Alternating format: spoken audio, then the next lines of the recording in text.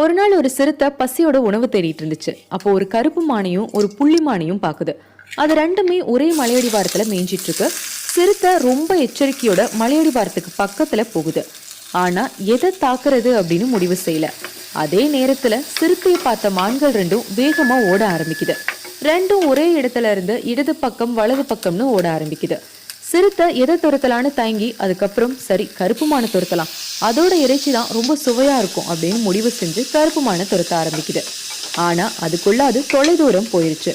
உடனே சிறுத்தை அது வேகமா ஓடக்கூடியது, பசி வேற அதிகமாயிருச்சு. சரி புள்ளிமானை பிடிக்கலாம் அப்படின்னு தீர்மானிச்சு திரும்பி வந்து எதிர்பாதையில ஓடுது. ஆனா புள்ளிமான் எப்பவோ பஞ்சா பறந்து போயிடுச்சு.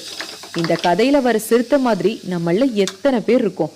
ஒரு விஷயத்துல முடிவெடுக்கிறதுல தயக்கம் காட்டுறவங்க கிடைச்சதை இழந்துட்டு நிக்கிறாங்க. ஒரே முடிவுல நிலையா நில்லுங்க, கண்டிப்பா நம்மளாலையும் ஜெயிக்க முடியும்.